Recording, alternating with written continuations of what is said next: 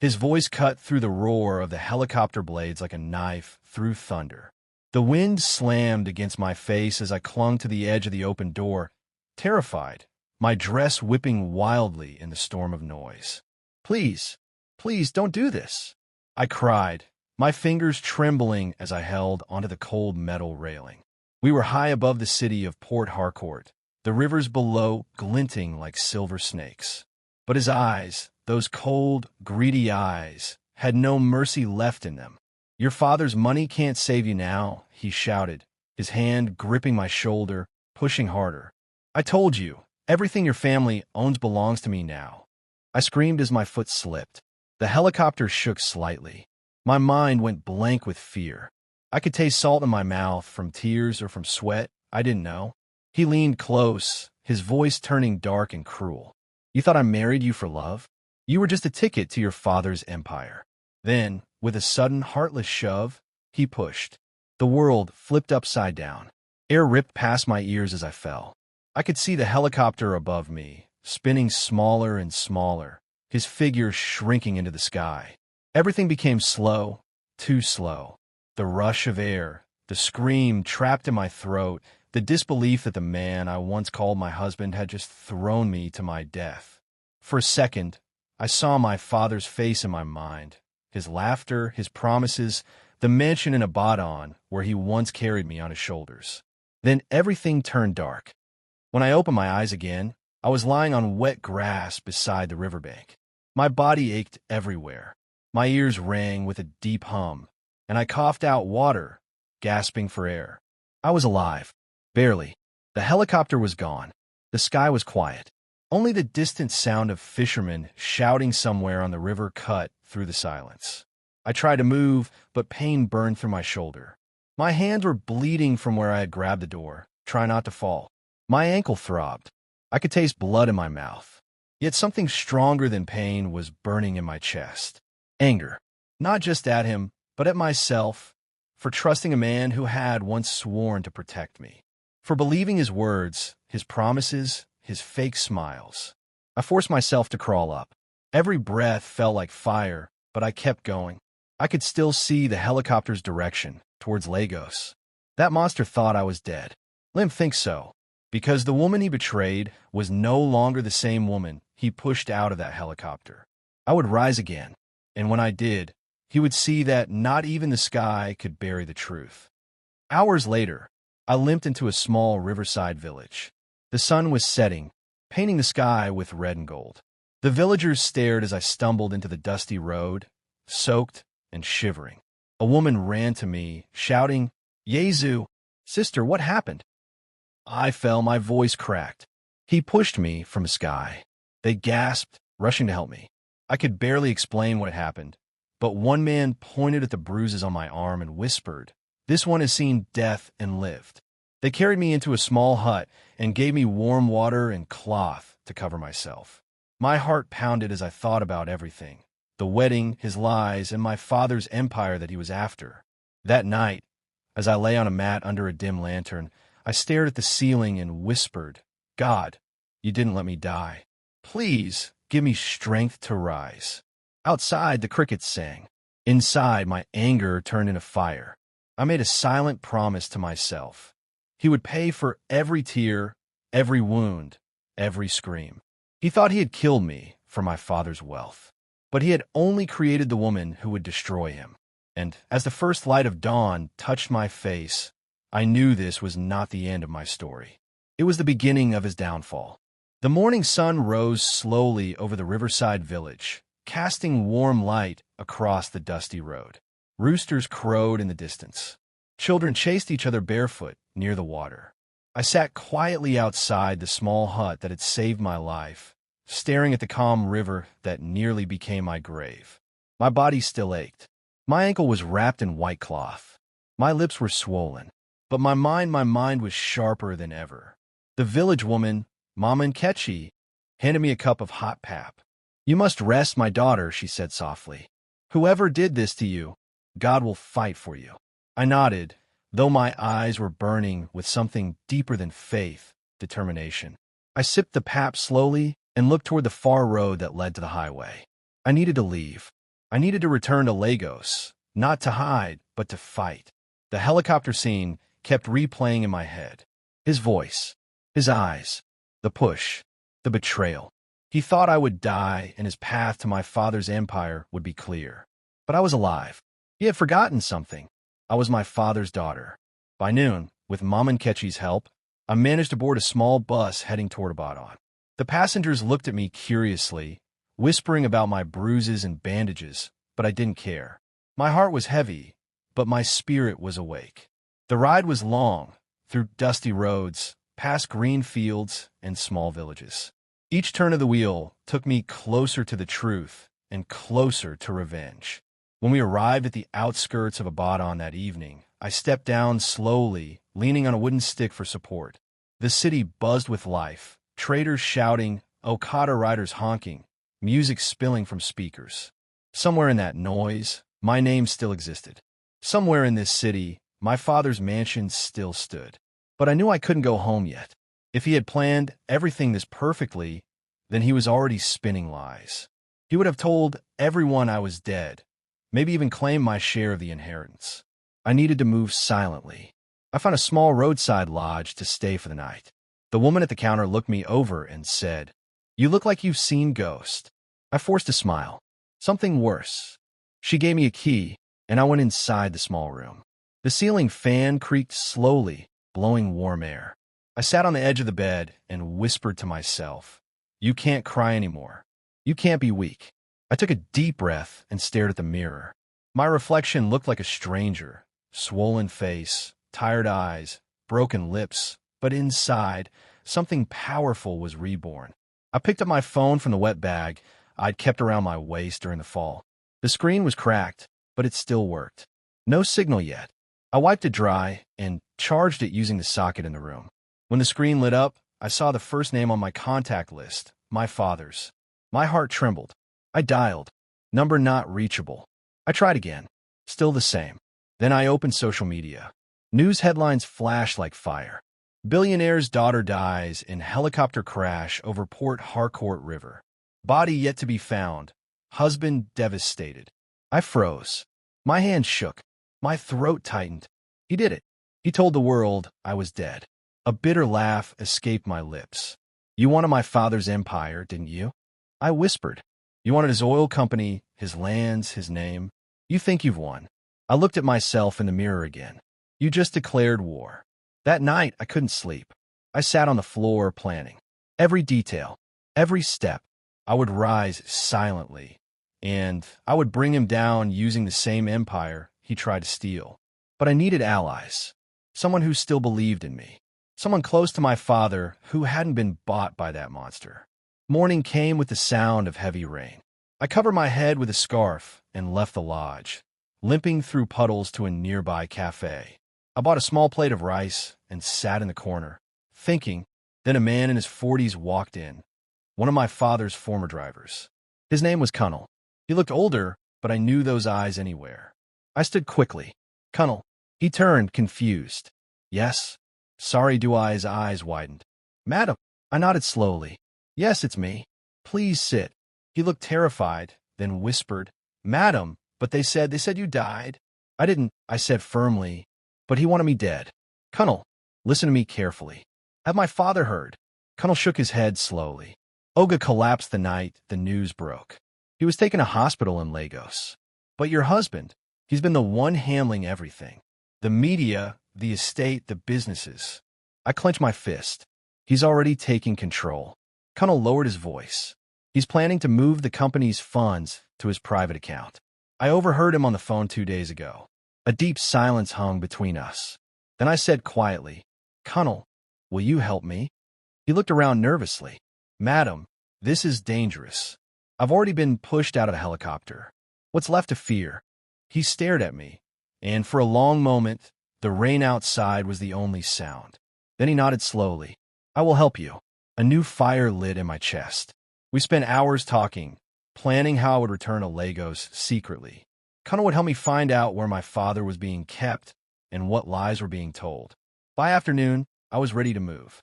I changed into plain clothes, tied a scarf over my head, and hid my face with dark glasses. As we walked toward the bus park, Cunnel whispered, "Madam, if he sees you alive, he will panic." I smiled faintly. That's exactly what I want. The road to Lagos stretched ahead, wet, endless, and dangerous. But I wasn't the same woman anymore. I wasn't his victim. I was his nightmare waiting to rise. And as the bus engine roared to life, I whispered to myself, "You kicked me out of the sky. Now I will drag you down to the ground." The road to Lagos was long, and the city greeted me like a hungry animal, loud, bright, and full of secrets. Traffic moved like a trapped river.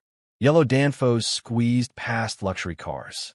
Street hawkers called out with voices that cut through the air. I sat with my head low, my scarf pulled tight, Cunnel beside me with eyes that watched everything. He moved like a man who had lived in the shadow of wealth, but never owned it. He had been my father's driver for years. He knew the routes, the faces, and the small doors that opened to great secrets. We reached Lagos at dusk. The city lights looked like a river of stars spilled onto the earth. I felt the weight of all the things that had happened. My clothes were plain, my hair hidden. If anyone from the wrong corner saw me, they would only see a woman passing through the city. But I was not passing through. I was returning with purpose. Cunnel took me to a small office behind an old building near Victoria Island. Inside, he moved with careful steps, like someone who had to hide in plain sight. He led me into a tiny room and closed the door. On a table lay a pile of papers and a file with the company logo stamped in gold. That logo used to be my father's pride. Now it smelled of lies. "Madam," Cunnel said quietly, his voice trembling. "He has already started moving things. There are transfers, signed letters, appointments, all during the time your father was weak. He used his influence to place his people in key positions. He set them like seeds to grow in his favor." My heart hammered. Who are his people? Cunnel pointed at a list. The finance director, a woman from his hometown. The legal head, a man who will bend. And the head of media. He's already controlled the news. I read the names and felt a low cold in my chest. They were men and women of power, smiling faces that sat behind expensive desks. People could be bought. People could be scared. My husband had used money and fear the way others use knives. "We must go to the hospital," I said. "I must see my father." Cunnel looked at me as if I had asked him to walk into a fire. "Madam, the hospital is under guard. They say your father is resting. Only close family may enter." "Then we will enter," I said. I felt something fierce bloom inside me. It was not just grief now. It was fire. We walked out into the humid night, past bars where men laughed too loud, past lit signs that promised easy things. The city made no promises. We moved like ghosts and reached a small side gate that led to the private clinic where my father lay. A tired nurse recognized Cunnel and hesitated. When Cunnel whispered a name and showed an old badge he had kept, the gate opened a little wider. Old loyalties can still open doors. Inside, the corridor smelled of medicine and lavender. My legs shook as we walked. I held my breath. The room where my father stayed was small but bright. He lay on the bed like a statue, white sheet, oxygen mask, hands small and still. Machines blinked quietly. The man who had built an empire looked like any man tired and fragile. When he opened his eyes and saw me, something like recognition passed across his face. His voice was weak but clear. "My child." I rushed to his side and took his hand. He gripped it like a man who had been waiting for an anchor. "Father," I whispered. Tears burned my eyes, but I pushed them back. I could not let my grief make me weak now. "Who did this to you?" he asked, eyes searching. I swallowed. "He tried to kill me, Father." He pushed me from a helicopter.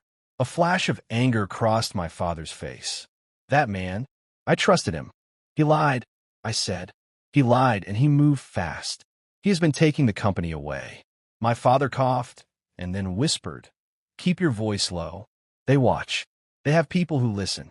The words came slow, heavy like wetwood. "I did not want blood on your name. I thought I could fix it."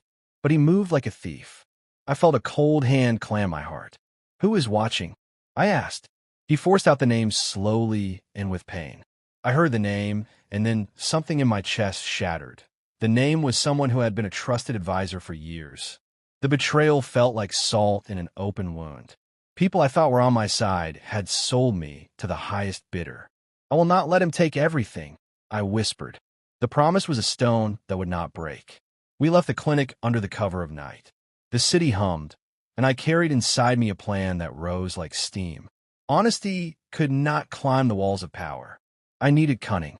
I needed to move where he thought I could not. Over the next days, Cunnell and I worked like thieves with purpose. He introduced me to quiet people who still remembered the old man's kindness. A former accountant, a young legal clerk who had not yet learned to bend, and a woman in the shipping department who kept her head down but had a liking for truth. Small people, but all of them had pieces of the puzzle. We met at night in markets, in the back rooms of halal shops, and beside the loud hum of generators. Each person gave a piece of the truth, a bank transfer, a signed paper, an edited speech that had changed the company's mission. The finance director had moved funds to accounts that were not the company's. The legal head had prepared papers that gave my husband authority to act in my father's name if certain conditions were met. It was all precise, the kind of plan made by a man who had read too many books about conquest. My anger grew like a river that could not be stopped. He had pushed me out of the helicopter and thought the water would silence me. He did not know that I had the courage to swim. He did not know that I would use his own hunger against him. One evening, we found a man who controlled the company's media, the man who had planted those headlines about my death. He lived in a building with a flickering neon sign. We found him alone, watching television, his face lit by blue light. He expected a bribe, and he opened his hands to receive it until Cunnell put a photograph on the table, a photo of my father and me in happier times. He stared at it, and something like shame crossed his face. "You made your choice," I said. "You chose where your loyalty lies." He swallowed. "Madam, money is medicine. It makes pain go away. Then buy your medicine from someone who will not sell their soul," I told him. I left without speaking more. He would think for a while. People like him did not forget pictures easily. Memory is a small, dangerous weapon if you know how to use it. We collected proof wherever we could. Every document, every whisper, every moved file was a brick to build my case. I hired a quiet clerk to copy emails. I paid a boy to grab receipts from a garbage bin outside the finance director's office. We worked in silence because sound could be traced. The city smelled like fuel and wet pavement, and I moved within those smells like a shadow. Then, the first real crack appeared. A bank transfer that had been labeled as payment for shipping fees was traced to an account linked to my husband's shell company. Cunnell and the clerk held the papers like holy scripts. For the first time since the helicopter, something like hope breathed through me. "This is enough to call the board," Cunnell whispered. His voice was small, like a man who had never dared to use his name outside the back seat of a car. "Not yet," I said. "We must show this where they cannot hide it. We must move when all eyes are looking elsewhere." We planned for the shareholders' meeting that would take place in Lagos in 2 weeks. It was the perfect place. Everyone would be present, directors, lawyers, the media. If we could present the papers there, in public, with witnesses, his web of lies could unravel. But he was not a small man to be undone easily. He had power and he had plans. The finance director was already suspicious. The legal head watched with cold eyes. My husband moved through the company like a big fish, and people followed his wake. As the meeting drew near, tension built in my chest like a tightened rope. I could see him moving in my mind. The smile that had once looked warm, now sharpened into a weapon. He would try to stop me. He would try to keep his new power. On the night before the meeting, I stood on a roof in Victoria Island and looked out over the city. The lights flickered like answers I had not yet found. The ocean wind hit my face hard and tasted of salt and iron. I thought of the river that nearly took me, of the village that hid me, and of the hands that had lifted me back up. "You wanted me dead," I whispered to the empty air. "You thought the sky would be your servant. But the earth remembers, and the people remember, too." I had proof now, and I had the courage to use it. I had allies who owed nothing to his money. I had a father who had not yet been silenced completely. On the next day, under the bright lights and the watchful eyes of Lagos society, everything would change. I did not know if I would win. I did not know if the price would be my name, my safety, or more. But I knew this. I would not walk away. He had thrown me from the sky. Now I would return to the ground with fire. As the city slept beneath the moon, I whispered a promise that carried on the wind. Tomorrow, the world will see the truth. And in the quiet of that rooftop, I felt the first tremor of something unstoppable begin to roll. The game had begun. The morning of the shareholders' meeting came with heavy clouds hanging over Lagos. The air was thick, full of the smell of rain and tension. The company headquarters stood tall on Victoria Island, a glass building that mirrored the gray sky. Inside that tower, the battle for everything my father built was about to begin. I wore a plain black suit and dark glasses. My hair was tied neatly. I looked like a woman in mourning, the widow everyone thought I was. Cunnel and two of my quiet allies walked beside me, carrying brown envelopes filled with truth. We moved through the crowd at the building's entrance, unnoticed. Security men greeted familiar faces, shaking hands and bowing. The guards looked right past me. That was good. The dead do not need invitations. In the large conference hall, the seats were already filled. I saw the board members dressed in fine clothes. I saw journalists holding cameras and microphones. I saw my husband, tall, confident, in his navy blue suit, his wristwatch gleaming like pride itself. He smiled, shaking hands with everyone as if he owned the air they breathed. He had no idea the ghost he buried was walking among them. I sat at the back quietly. The meeting began with speeches. The chairman introduced the new acting CEO, my husband. His name rolled across the room, followed by applause. He stood, adjusted his tie, and began to speak.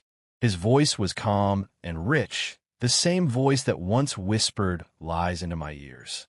Today, he said proudly, we honor the vision of the late Mr. Adewale, my beloved father-in-law, whose empire continues to grow through our hard work and unity. His daughter, may her soul rest in peace, was a light to us all. The words hit me like a blade. May her soul rest in peace. He was eulogizing me, smiling while he buried me in his speech. Every camera turned to him. His eyes scanned the room, and for a brief second, they passed over me. He did not recognize me. He didn't even blink. My heart thudded hard in my chest. Cunnel touched my arm gently and whispered, Madam, are you ready? I nodded. My hands were trembling, but my voice was steady. Yes, it's time. When the chairman called for questions and public contributions, I stood up slowly. The room grew quiet. My heels echoed against the marble floor as I walked toward the stage. Every step sounded louder than thunder. People turned. Whispers began to rise. Who was this woman in black? I reached the microphone. My husband looked amused, thinking maybe I was a shareholder or a guest speaker. He leaned back, confident. I removed my glasses. The room froze. The silence that followed could crush a heart. Faces went pale. One woman gasped and dropped her file. My husband's smile shattered instantly. His eyes widened, and for the first time since I had known him, I saw fear. I took a deep breath. You told the world I died, I said. My voice echoed through the hall. You pushed me from a helicopter and left me to drown. But I did not die. A murmur exploded through the hall.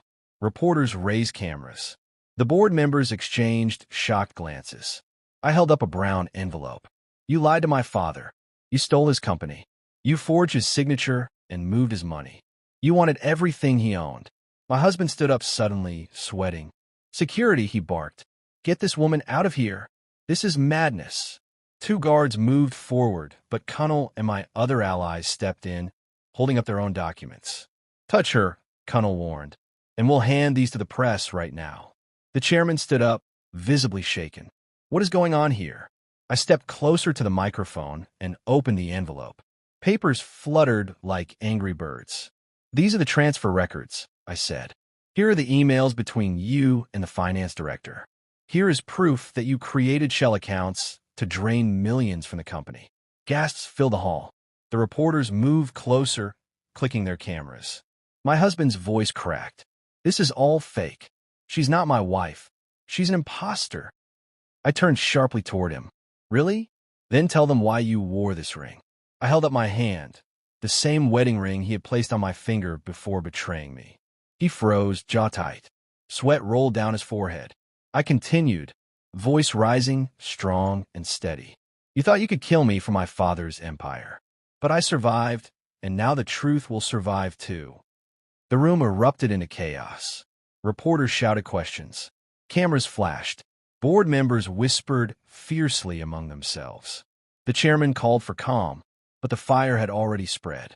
My husband lunged forward suddenly, trying to grab the papers, but Connell blocked him. "Don't touch her," Connell growled.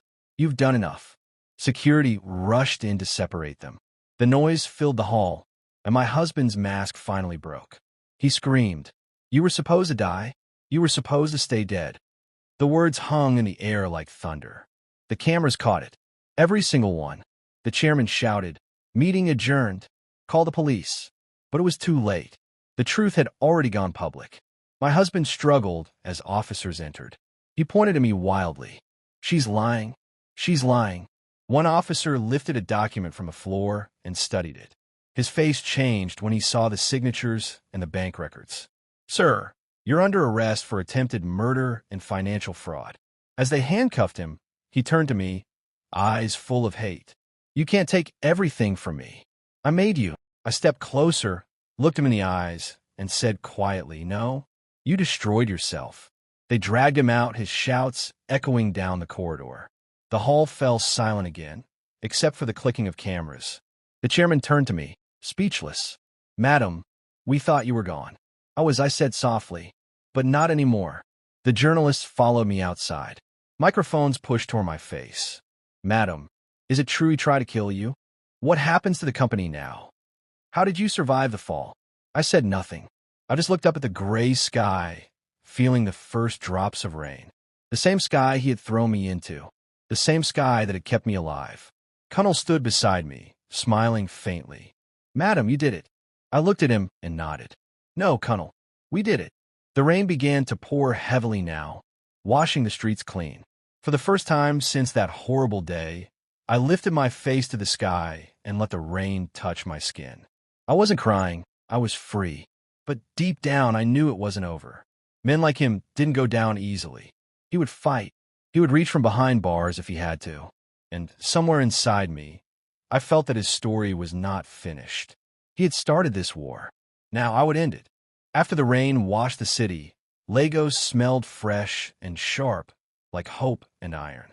People gathered around TV screens, in markets, and at traffic lights to hear the news. The clip of my husband shouting that I was supposed to die kept playing. His face, red with anger and fear, was broadcast over and over. For a moment, it felt as if the whole city had turned its head toward me. But the law was only the first step. Arresting him had broken his immediate power, but power had long roots. Men he had paid and promises he had bought would not disappear overnight. The battle that began in a glass hall needed more than cameras and a single arrest. It needed proof, patience, and the people who would stand with me. That morning, Connell and I went to the hospital. My father's face had grown a little stronger. The color in his skin was returning like sunrise. Machines still hummed, but his eyes opened wider now. He recognized me when I entered the room, and the smile that split his face was small and honest. "My child," he whispered. His voice was rough, but full of pride. "You did well." I sat beside him and held his hand. The promise I made at the river had not been empty. I watched as a doctor explained the next steps. Rest, no stress, careful recovery. He told us to protect him from noise, from agitating visitors. I nodded and promised. Everything else had to wait. Father came first. Word spread that I had returned and that my husband was behind bars. Friends and small supporters came to the clinic. Old staff from my father's company who had not sold their hearts. Market women who remembered my father's kindness. And even a few journalists who wanted details. Each person who came brought courage. In their eyes, I saw not pity, but belief.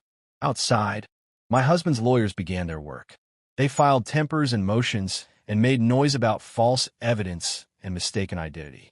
Lawyers moved through the building like shadows, whispering to people who still feared.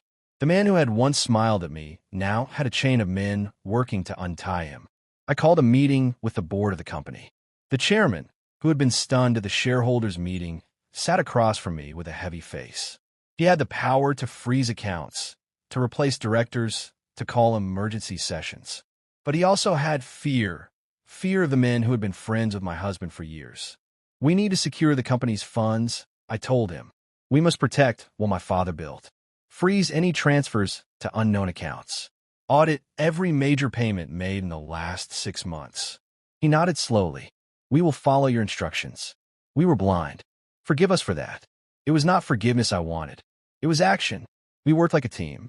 The young legal clerk I had met earlier became my voice in the legal department. She stayed late into the night, poring over contracts and signatures. Connell moved between offices and banks, using the old loyalty he had to the family to open closed doors.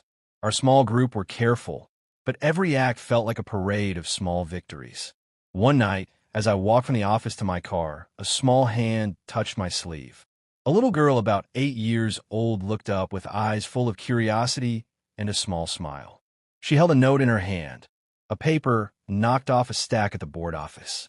She said, shy and proud, "My mom says you are brave." The girl's mother nodded from the side, wiping tears. People were on my side. That little hand gave me a warmth I had not expected. But while the city cheered and the board moved, darker things were stirring. My husband's allies were not idle.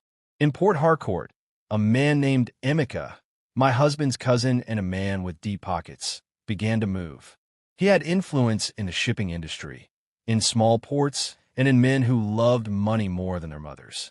Emmy announced publicly that he had evidence of the company's poor management under my father and threatened to bring a private suit that would stop everything. He called for a temporary injunction to prevent the board from changing leadership while investigations were ongoing. When the injunction came through, it moved like a slow stone that fell where we didn't expect. The judge, convinced by Emmy's polished lawyer and his long checks, signed a hold on some major changes at the company. The board could not make permanent changes yet. The accounts could not be fully frozen. It was a blow we had not seen coming. My heart grew heavy. It felt like the city was playing a game designed by my enemies. They used money, fear, and the courts as shields. I would have to match one shield with another. That night, as I sat in my father's temporary home near the clinic, I heard a knock at the door. A woman in an old leather jacket entered quietly. She was a former receptionist at one of my father's smaller firms, and nobody would have paid her much mind. But she carried a blue folder, and inside were papers that smelled like truth. She worked at the shipping office, she said, voice low, eyes steady.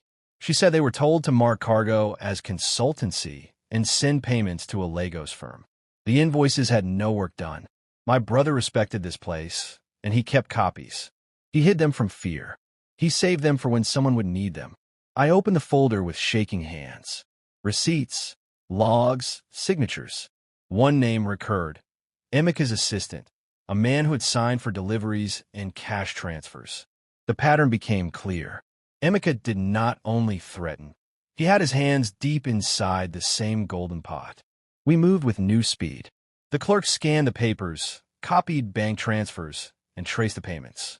It was messy work, but it was proof. We sent the evidence to a trusted law firm and a journalist who had not yet been bought. The story began to change shape. Emmy was not a savior. He was a thief in new clothes. The court would see this soon. During these days, my father grew stronger. He spoke more and joked with the nurses.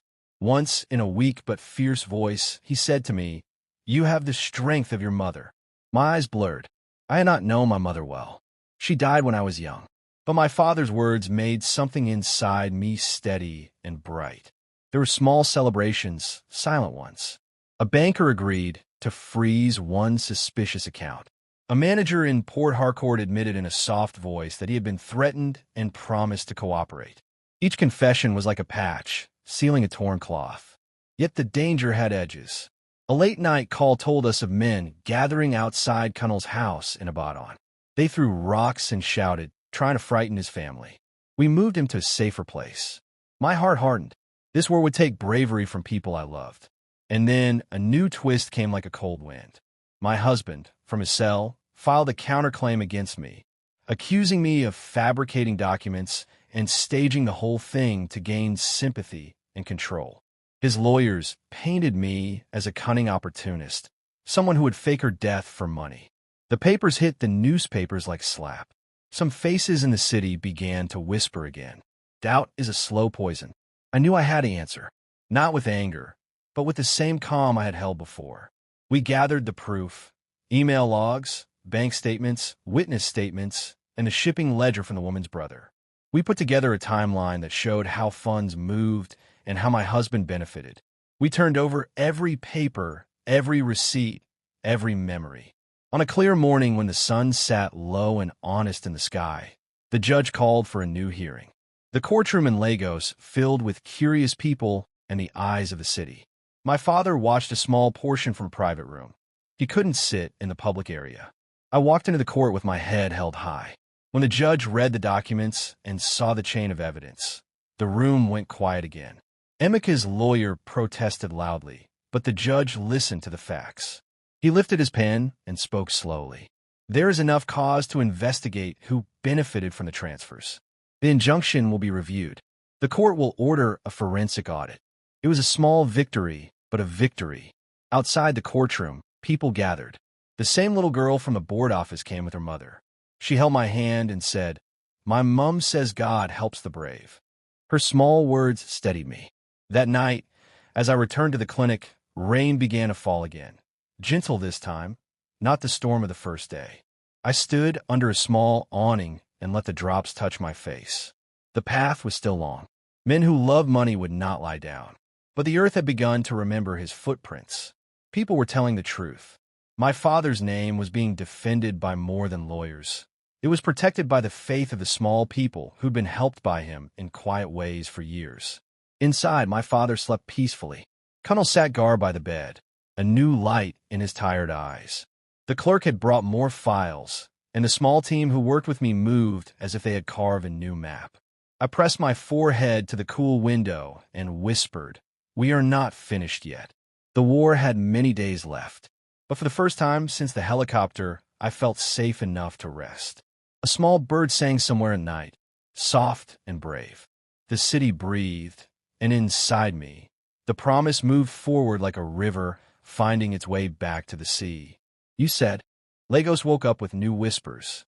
Newspapers on street corners carried fresh headlines. Wife returns from the dead. Billionaire fraud case deepens. Court orders forensic audit in Adewale Industries scandal.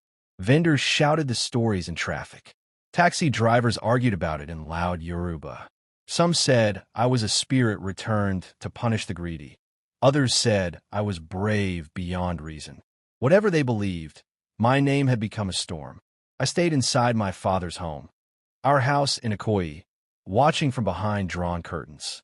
Though the mansion was quiet, the silence was heavy. I could feel the eyes of the world outside, waiting for my next step. Inside, my father rested peacefully, his strength returning little by little. The doctor said he would soon walk again. That gave me hope, but also deepened my fear. Because when a greedy man's plans crumble, he becomes desperate. Colonel entered the living room carrying a tablet. "Madam," he said, his face pale, "you need to see this." He played a video clip, recorded from inside the prison. My husband sat on a metal bench, talking to someone whose face was hidden from the camera. The audio was low, but we could hear him say, "Tell Emeka to finish what we started. If she wants war, we'll give her war." My blood turned cold. Even behind bars, he was plotting. "We need to move carefully," I said. "He still has people outside." Colonel nodded. "He does, madam. But now everyone's watching. If he tries anything foolish, it will be noticed." Still, I couldn't shake the unease. I walked through my father's study that night, his photographs on the wall, the smell of old wood and success. His empire had fed families for decades. Men like my husband saw it only as gold to steal. My heart burned again with quiet anger. The next morning, the forensic auditors arrived at the company. They wore plain suits and carried briefcases filled with computers. Their work began immediately, scanning documents, tracing emails, and questioning staff. The board cooperated, but tension filled every corner of the building. The finance director avoided eye contact. The legal head called in sick. Fear had arrived before justice did. By the third day, the auditors found something powerful: records of a secret account used for consulting expenses. Millions of naira had passed through it in just 6 months. The signature? My husband's. The witness signature? Emika's. When I saw the evidence, I sat in silence for a long time. So it's true, I whispered. They were partners from the beginning. The auditors prepared an interim report. I wanted to take it to court immediately, but one of them, a calm middle-aged man with gray hair, warned, "Madam, be patient. If we rush, they will hide the rest. Let the full truth finish revealing itself." I nodded. Patience. The same patience that kept me alive after falling from the sky. That night, I went to the hospital to check on my father. He was awake, sitting upright, with a faint smile on his face. "My daughter," he said. "You look tired." "I'm fine, Papa," I said, trying to smile. "We're close to victory." He patted my hand. "Remember, child, revenge has 2 faces. Don't let it turn you into them." His words settled in my heart like a warning bell. I had been so focused on fighting that I had forgotten how thin the line was between justice and destruction. The next morning, chaos erupted again. My husband's cousin, Emmy, had disappeared. The police went to his house in Port Harcourt and found it empty. Files missing, vehicles gone. Rumors said he had fled the country. The news sent shockwaves through the media. The prosecutor's office sent a message to my legal team: do not relax. His escape may trigger counteractions. By afternoon, I received the first one. A black SUV stopped outside the mansion gate.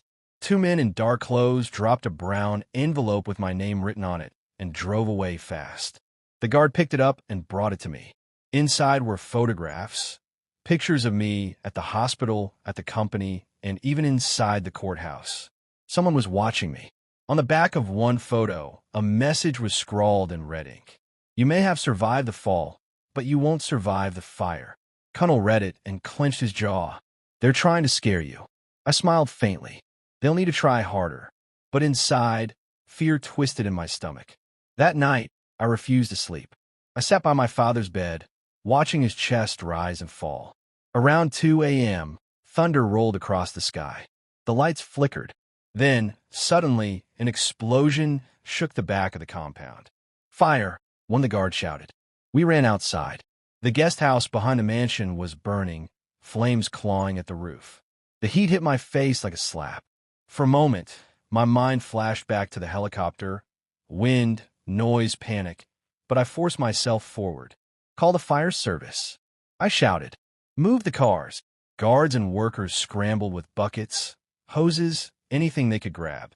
I helped pull out files from the nearby office.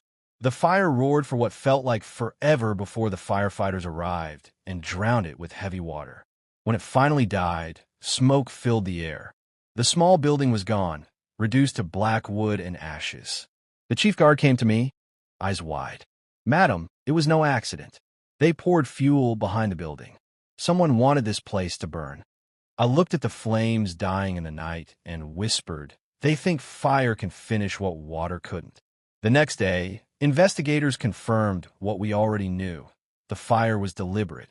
But they also found something shocking in the debris: a melted metal plate from a camera. Someone had planted surveillance devices around the compound. They wanted to watch me burn, maybe even record it. My lawyer called me that afternoon. "We must move your father to a safer place," he said. "They're getting desperate. The next attack might not miss." We moved quickly. By nightfall, my father and I were in a secured hospital suite under police protection. The house would be guarded and investigated. Still, as I lay awake in that white room, I knew this wasn't the end. Men who build their lives on stolen gold don't stop easily. They dig until there's nothing left to lose. At dawn, I stepped onto the balcony overlooking the city. The air smelled like rain again. The streets far below were waking up. I could see hawkers setting up stands, taxis honking, and people rushing to live their lives. I whispered to the wind, "You took everything from me once.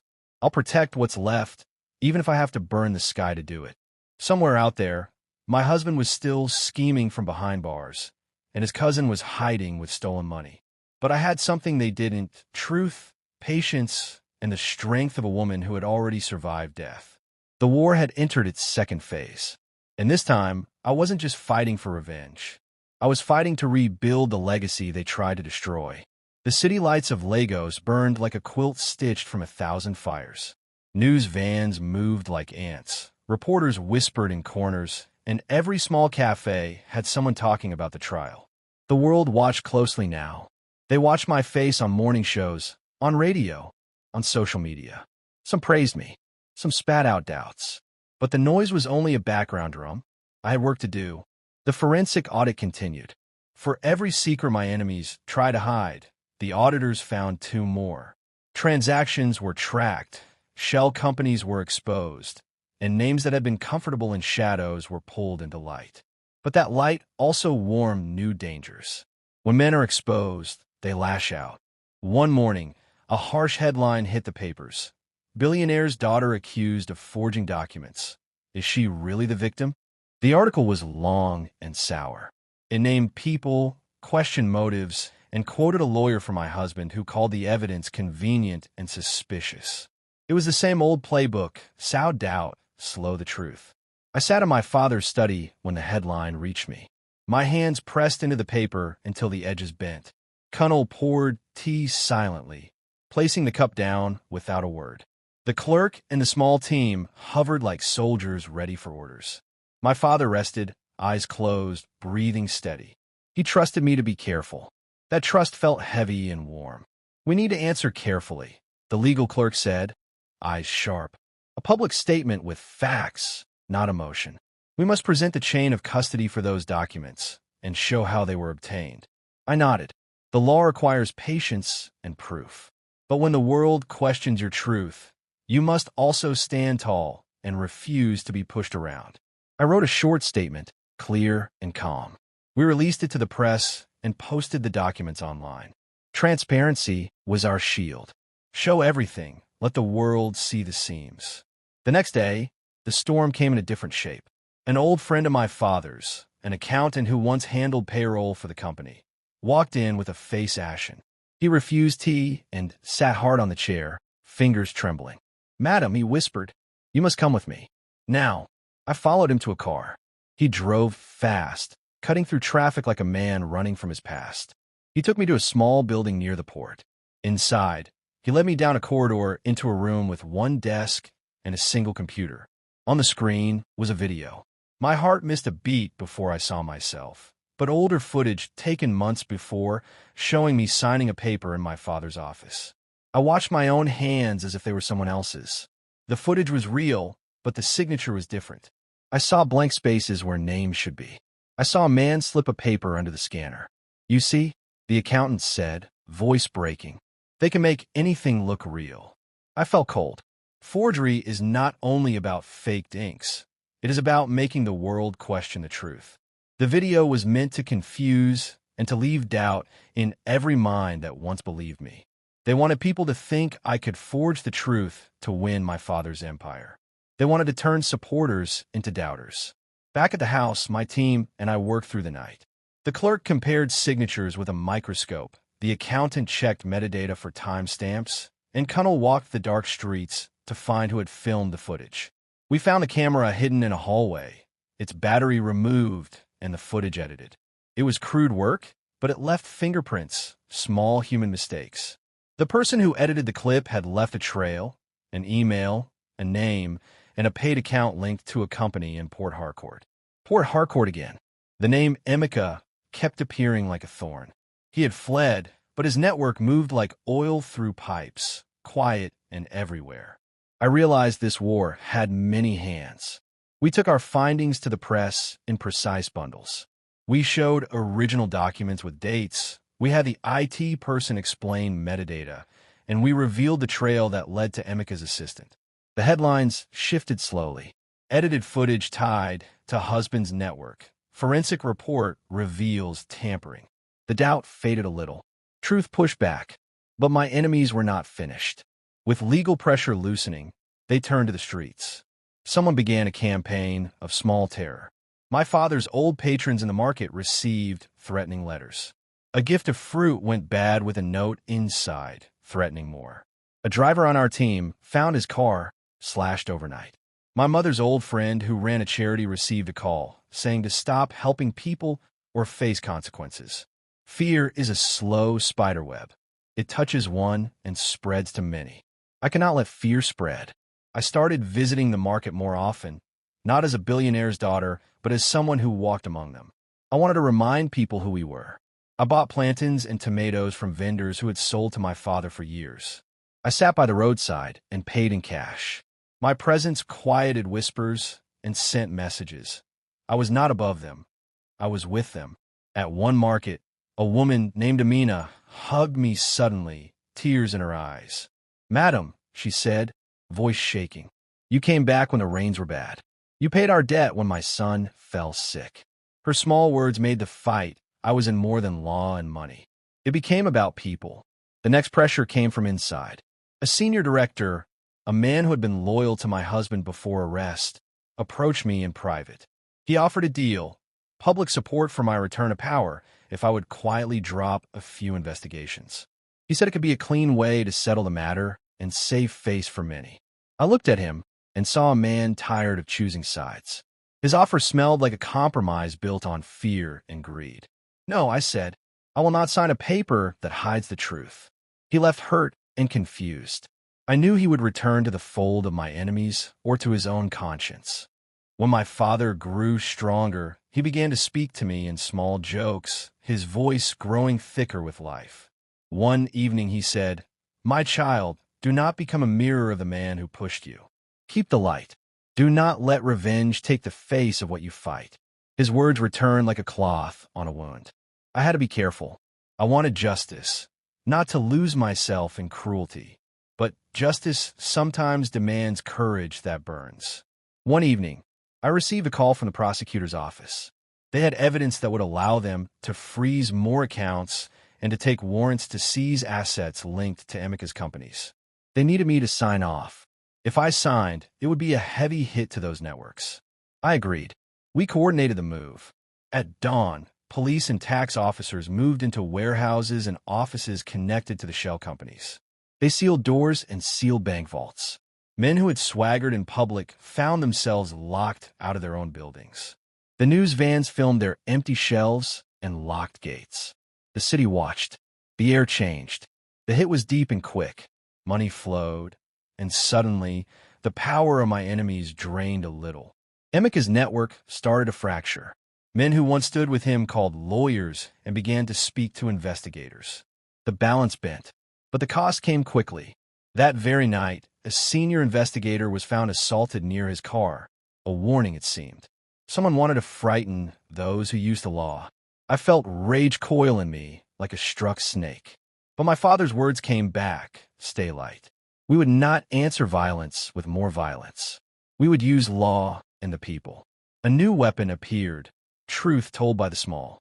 Stories of my father's kindness emerged in dozens of tiny ways.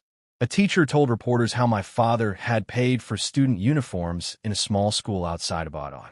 A market woman spoke on radio about how my father had paid a widow's medical bill years ago. These were small truths, but they painted a picture the edited footage could not erase. The city listened. In the courtroom, the prosecutor presented the new evidence. The judge listened and allowed more seizures. The funds froze. Men who had been bold grew scared. My husband, from his cold cell, watched his world shrink. On a night when the city smelled like frying onions and rain, I stood on my father's balcony looking at the lights. Colonel joined me with 2 cups of tea. We stood silently for a while, watching the hum of Lagos. Then he spoke softly, "Madam, they're losing power but getting more dangerous. We must be ready." I nodded. I felt tired down in my bones, but my heart was steady. "We will be ready," I said. My voice carried no fear. Days later, a final blow came at an unexpected place, my father's foundation. They announced a large donation from an anonymous source to the foundation, money that could keep schools open and hospitals supplied. The donation came with a note, "For the people who need it most." The press called it a miracle. The people called it grace. I did not know who had given the money, but the timing was right. Perhaps a friend, perhaps someone tired of watching greed destroy good. Whoever it was, the gift reminded me that even when forces of harm rise, forces of kindness still move in hidden ways. The war rolled on. There were small victories and small losses. But every time my enemies tried to shout me down, the people around me responded with truth, with small acts of kindness, and with memory. The tide turned not purely by court papers, but by the simple loyalty of those who had been helped by my father in quiet, unglamorous ways. One evening, my father's voice came through the room, soft and steady. "You have done well," he said. "But now rest. Let the law do its work. Stand with your people." I closed my eyes and let the words sink in. The path ahead was still long. Men like my husband and Emmy were dangerous because they had nothing left to lose. They could strike without thinking. But truth had begun to shine, and when truth shines, shadows cannot keep hiding forever. I looked out at the city one last time that night. Lagos hummed beneath the stars. I whispered a promise to the wind. We will finish this. Not with the fire he wanted, but with the light he could not buy. And somewhere, in the dark rooms and the wet streets, plans were being made. Plans to finish the fight. Night came to Lagos like a heavy curtain. The city lights blinked and shivered. Street vendors shouted last calls. In the house, my father slept with a soft breath. The police guard was steady and quiet, but I could feel a new kind of danger crawling at the edges of everything we had built. That evening, a message arrived on my phone. A short note. No name. Stop now, or you will lose what you love most. The words were simple. The threat was not. I read them twice and then handed the phone to Colonel. He folded his lips, the way men do when they do not want to show fear. "They are angry," he said softly. "Angry men make ugly moves." I walked to the window and looked out across the street at the sleeping city. I thought of the river that had nearly taken me. I thought of the man who had pushed me into air and water. I thought of the faces of market women, of the little girl who had held my hand outside the courthouse. I thought of my father's weak hand wrapped in mine. They would not scare me into giving up. The next morning, everything moved fast. The prosecutor called and said the police had traced several threatening calls to a number linked to a shell company owned by one of Emeka's businesses. It was a small win, but the police warned us, when men are cornered, they may lash out. We tightened security and moved my father to a safer suite under tighter protection. The staff were alert, dogs walked the grounds, and we had cameras pointed at every corner. But even cameras and guards are not perfect. People can be clever. Men with enough money can buy cleverness. At noon, I received a call from a shipping clerk who had helped us. He sounded breathless. "Madam, come quickly. There's trouble at the warehouse in Apapa." His voice trembled. "They've burned documents. Men with masks, Emeka's men. They took boxes. They left a message. You will pay." I felt my stomach drop. The warehouse had records that could link more companies to Emeka. If those records were gone, it would hurt our case badly. I hung up and felt the old anger rise like heat. "Colonel, fetch the files we copied," I said. "We must get to Apapa." We moved through traffic like people on a mission. The warehouse stood blackened at the edge of the port, smoke still curling from charred wood. Firefighters had left. Men in uniforms were taking notes. A thin, bitter smell filled the air. The shipping clerk met us at the gate, his eyes wet. "They took whatever paper they could find," he said, "but we managed to hide copies. I kept extra copies and sent them to a safe place." He swallowed and handed me a small USB drive and 2 thick envelopes.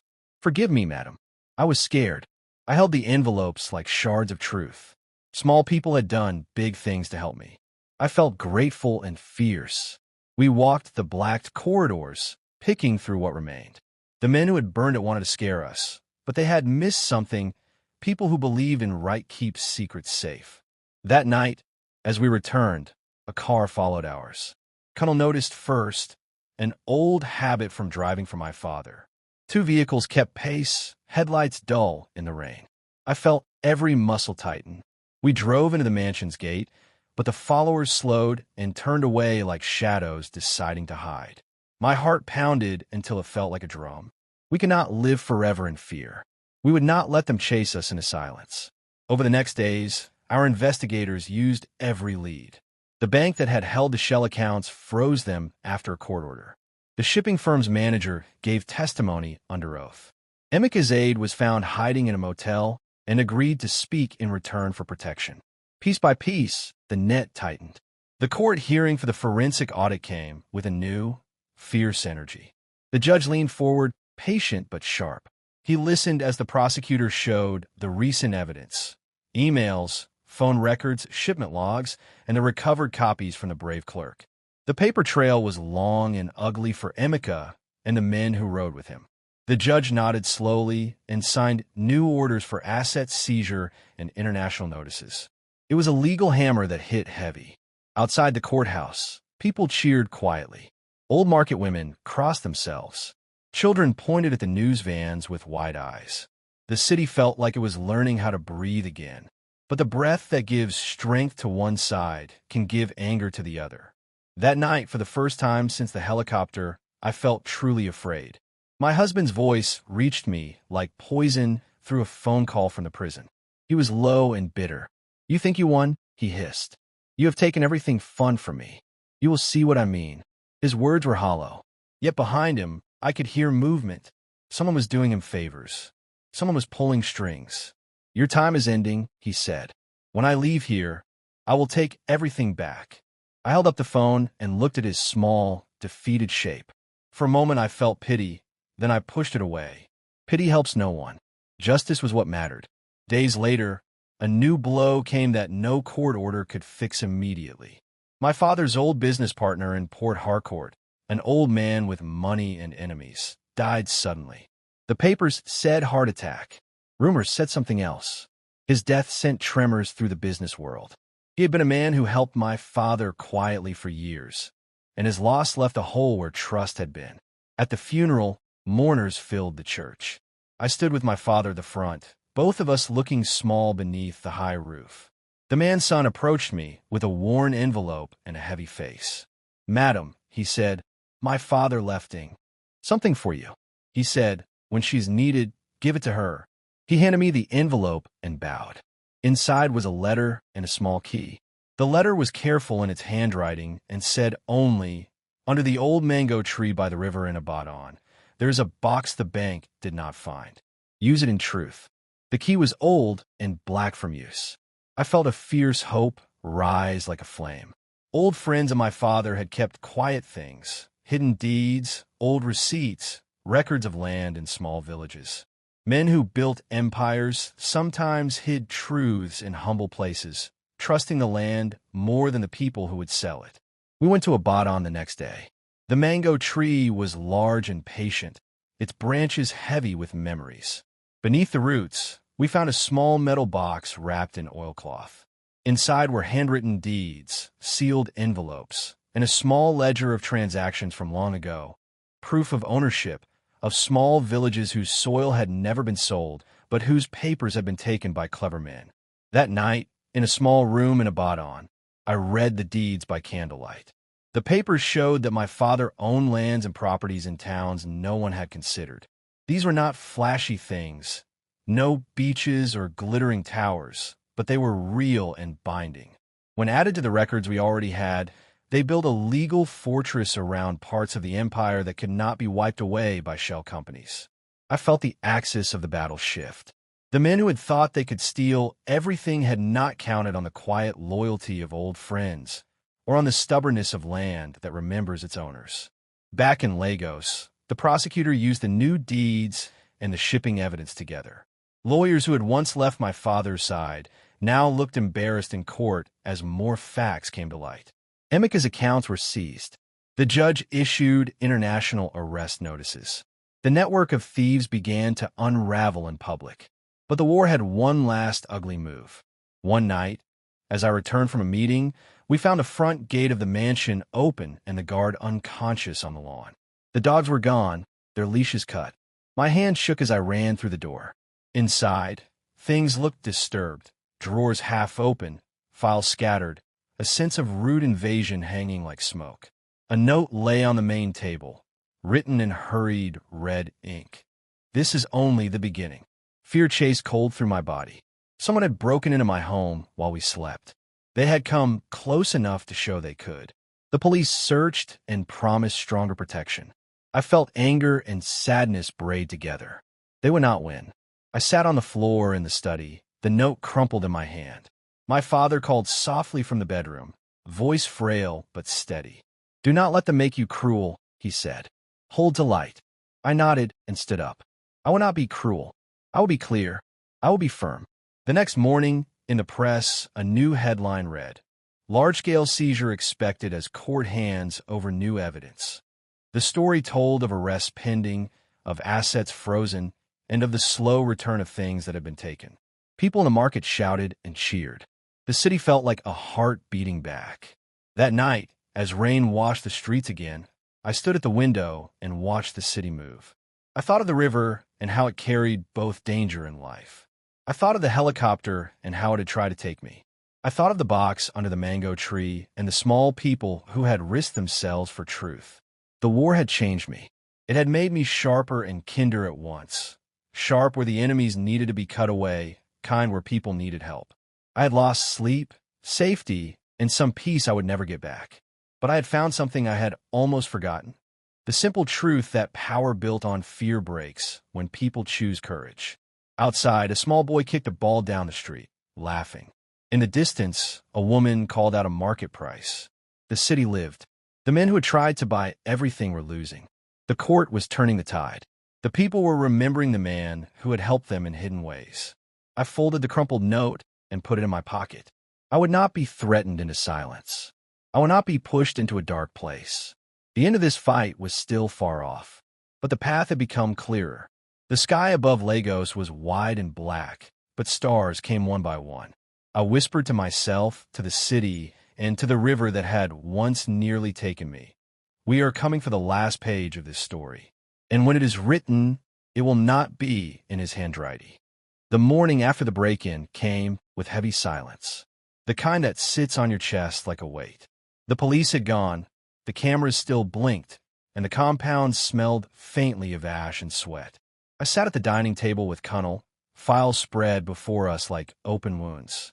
Every paper meant a piece of the fight, and every mark on them told a story of men who would rather burn truth than face it. Cunnel rubbed his eyes. "Madam, whoever did this knew exactly where to go. They went straight to the safe room, ignored jewelry, ignored cash. They were looking for evidence." I nodded slowly.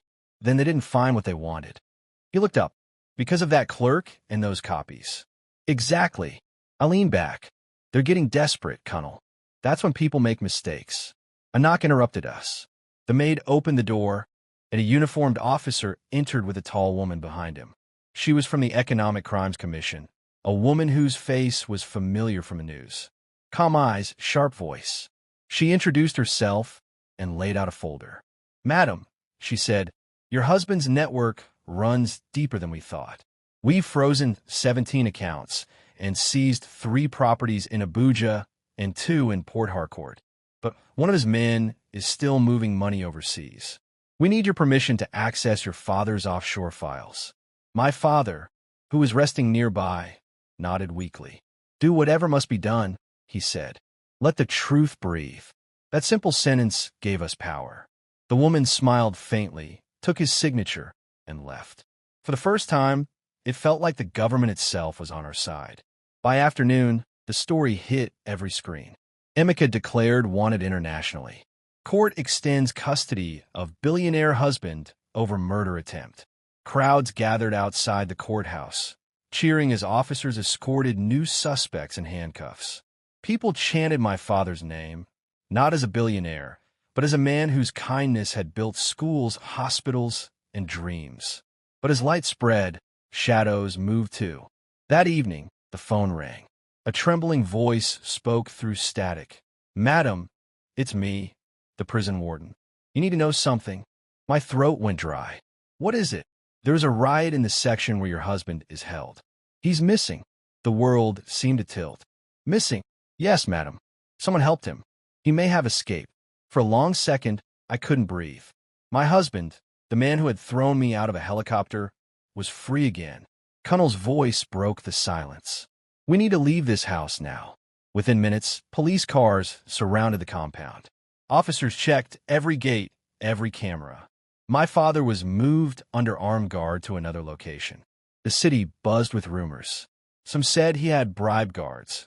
Others said his cousin's men broke in disguised as cleaners. However it happened, he was out there. That night, Lagos felt like it was holding its breath. Rain tapped the windows softly, like fingers warning me not to sleep. I stayed awake, every sound sharpening my heartbeat. Around 2 a.m., my phone vibrated. Unknown number. I hesitated, then answered. "Did you miss me?" It was his voice. Calm, mocking. "You can't hide behind police forever," he said. "This city is big, but not big enough to bury the past. I'm coming for what's mine." I clenched the phone. "You already lost everything. Stop running." He chuckled. "You forget I don't need everything. I just need you to disappear." The line went dead. The police traced the call. It came from somewhere near Abadan, close to the river where I had fallen. My blood ran cold. He was playing with symbols now, like a man possessed. I turned to Cunnel. "He's taunting me. He wants me to follow him." Cunnel shook his head. "He wants revenge, madam. He has nothing left. But I cannot stay still. I refuse to let fear become my home again." The next day, with 2 police escorts, we drove to Abadan. The sky was gray and low, the air heavy with rain. We stopped by the riverbank, the same place where my story had nearly ended. The villagers gathered, whispering prayers when they recognized me. One of them, a fisherman, pointed to a broken piece of metal in the mud. "This was found yesterday," he said. "Someone was here, left in a hurry." It was a piece of a helicopter blade. The police spread out, searching the area. I stood by the water, staring at my reflection. The river that once tried to swallow me now looked calm, pretending innocence. My chest tightened. Somewhere near this place, the man who once called me wife was watching, waiting. A sudden shout broke the air. "Over there!" A police officer yelled, pointing to the trees. We ran. Leaves slapped against our faces as we entered the forest. And then, standing in a small clearing, there he was. He looked thinner, wild-eyed, beard growing on his chin. His expensive clothes were gone, replaced with a plain shirt and jeans. Yet his arrogance was intact. He smiled faintly when he saw me. "So the dead woman walks again," he said. "Give up," I told him. "The world already knows who you are." He laughed, a dry, broken sound. "You think this world cares about truth? It only cares about power." He stepped closer, eyes burning. "You took mine. I'll take yours." Before the police could move, he pulled a small gun from his waistband. I froze. The barrel gleamed in the wet light. "Don't," I whispered. "You ruined me," he hissed. "You made me nothing. But you won't live to enjoy it." A loud bang split the air. Birds scattered. I gasped, then realized the shot hadn't come from him. One of the officers had fired first, hitting his arm. He screamed, the gun falling into the mud. The police rushed in, pinning him to the ground. Rain started pouring again. He struggled, shouting my name. "This isn't over. You hear me? You'll regret." His words drowned under the rain and the sound of metal cuffs snapping shut. I stood there, shaking, unable to move. For the second time in my life, I had faced death and walked away. The officer looked at me gently. "It's over, madam." But inside, I knew it wasn't truly over. Some scars don't fade. They simply stop bleeding. That night, I returned to Lagos and went straight to my father's room. He looked at me, eyes full of tears. "It's finished." "Yes," I whispered. "He's back in custody." My father exhaled deeply. "Then peace can start again." But peace doesn't come easily. The next morning, a new set of headlines appeared. Attempted escape ends in gunfire. Billionaire's daughter survives second attack. The public now saw the full picture, the greed, the betrayal, the survival. Messages flooded social media. Strangers thanking me for showing courage. Women sharing their own stories of escape and betrayal. For the first time, I realized this story wasn't just mine anymore. It belonged to everyone who had been broken and learned to stand again. That evening, as the sun sank behind Lagos, I sat by the window with my father and Cunnel. The city glowed golden and red. The river of traffic below moved like veins of light. "Papa," I said quietly, "I don't want revenge anymore. I just want peace. He nodded. Peace comes when the heart stops fighting with memory. Let the law handle the rest. I closed my eyes and let the warm air touch my face. I had fallen from the sky, been called dead, and risen again. I had seen betrayal, fire, and greed. But I had also seen loyalty, kindness, and truth. And somewhere in that balance, life found its meaning again. Still, one last chapter remained. One last page to close the wound forever. The sun rose over Lagos like a promise, gold on glass, light spilling across the water. The city moved slowly that morning, heavy with the news of the man who had fallen from power. My husband's face filled every headline again, this time not with pride, but shame. Court hearing for attempted murder and fraud begins today. Everywhere I went, eyes followed me. Not out of pity this time, but respect. I stood before the mirror in my father's house and looked at the woman staring back. She didn't look like a victim anymore. Her scars had healed into strength. Her eyes carried fire, but also peace. Behind me, my father sat quietly in his wheelchair, dressed neatly in his gray agbada. His health had returned enough for him to see this day. He looked at me through the mirror and said softly, "Walk in there with grace. Let truth speak louder than your pain." I nodded. "Yes, Papa." The drive to the courthouse was long, lined with police escorts and camera flashes. Crowds gathered outside, chanting my father's name and mine. The same people who once believed the false headlines now cheered for justice. It wasn't victory I felt, it was closure. Inside, the courtroom was cold and bright. My husband sat in the dock, hands cuffed, head lowered but still trying to look proud. His lawyers whispered furiously beside him. Across the room, my father and I sat side by side. Connell stood behind us, calm and watchful as always. The judge entered, robes sweeping, eyes sharp. The room fell silent. Case number 1124, State versus Mr. Adewale Jr., the clerk called out. The prosecutor began first, voice clear and firm. He laid out the story piece by piece. The forged signatures, the stolen funds, the fake shell companies, and finally, the helicopter betrayal. Every piece of evidence was displayed. Photos, bank transfers, witness statements, and a video of his prison escape attempt. The hall was so quiet you could hear papers turning. When it was my turn to speak, I walked to the witness stand slowly. I could feel hundreds of eyes on me. "Tell the court what happened on the day of the incident," the judge said. I took a deep breath. "He took me up in a helicopter over Port Harcourt," I said steadily. "He told me it was a surprise business trip. But when we reached the sky, he shouted at me to get out. I thought it was a joke. Then he pushed me." Gasps filled the courtroom. Cameras clicked.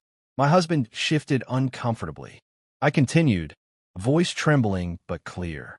"I thought I was going to die, but I survived. The river caught me, and kind people saved my life. When I came back, I found out he told the world I was dead and was already controlling my father's companies. That's when I knew the truth. He never loved me. He only loved my father's wealth." The judge looked at him. "Do you deny these accusations?" He smirked faintly. "Your lordship, this woman is an actress. She staged her death to gain sympathy. The false story is a lie." The courtroom murmured. I lifted my chin. "If it was a lie, why did you tell the world I was dead before any body was found? Why forge documents in my father's name? Why try to run?" He didn't answer. His silence was louder than words. The prosecutor played his recorded phone call from prison, the one where he said, "Tell Emeka to finish what we started." The sound filled the hall. The judge's face hardened. When the prosecutor finished, the defense tried to talk about love gone wrong, about misunderstandings, about pressure. But the judge wasn't listening anymore. After hours of argument, the judge finally leaned back and spoke, his voice deep and deliberate. "This court has seen greed in many forms," he said, "but rarely does it walk hand in hand with betrayal so cruel. You tried to kill your wife, lied to her father, and built wealth on deception. Justice may be slow, but it never sleeps." He looked at me. "Madam, you have endured much. Your courage restored truth not only to your family, but to many who lost faith in it." Then he turned to my husband. "You are hereby sentenced to life imprisonment without parole for attempted murder and 20 years for financial fraud." to run concurrently. The sound of the gavel hitting the desk echoed like thunder. The courtroom erupted. Some people clapped. Some cried. My husband's head dropped into his hands. For the first time, he looked small, like a man who finally understood the price of his choices. As they led him away, he turned to me, eyes wild and broken. "You've destroyed me," he muttered. I looked at him quietly. "No, you destroyed yourself the day you chose greed over love." And that was the last time I ever saw him. Outside, the sun was bright and hot. Cameras flashed, reporters shouted questions, but I didn't stop. My father's car waited at the gate. He smiled faintly when I approached. "It's over," he asked. "Yes, Papa," I said softly. "It's over." He reached out his hand and squeezed mine. "Then let's start again." That evening, we returned to the company headquarters. The board stood waiting in the grand hall. As my father entered, every person rose. The chairman spoke. "Sir, we welcome you back home. And to your daughter, we owe you the truth we forgot." My father smiled, humble as ever. "The company is nothing without the people who built it," he said. "Today we begin again, not as a kingdom of wealth, but as a family of trust." They handed me a new document, naming me managing director. My heart swelled. It wasn't about power anymore. It was about protecting my father's legacy, the one nearly stolen by greed. As evening fell, we stood on the balcony overlooking Lagos. The city buzzed below, alive and endless. The same sky that once held the helicopter now held peace. I turned to Colonel. "You never left my side," I said. "You could have run." He smiled. "Madam, loyalty isn't about pay. It's about heart." My father laughed softly. "He's right. That's how we build again." We stood there for a long time, three survivors of one story that had tried to destroy us. Later that night, I recorded a message from my channel, Stories by Tino Style, but this time it was my own voice. Sometimes, the people who claim to love you are the very ones who wish you harm. But the truth, like water, always finds its level. If you ever face betrayal, don't give up. Rise again. The same world that watched you fall will one day watch you stand. And when that day comes, smile. Not because you won, but because you survived. I paused, letting the words breathe. Then I ended with the same line I always used. This is Stories by Tino. Drop a comment where you're watching from. And remember, justice may be delayed, but it never fails. The screen faded to black. Outside, the moon rose over Lagos, calm and full. The fight was over. The empire was safe. And somewhere deep inside me, the girl who fell from the sky finally learned to fly again. The end.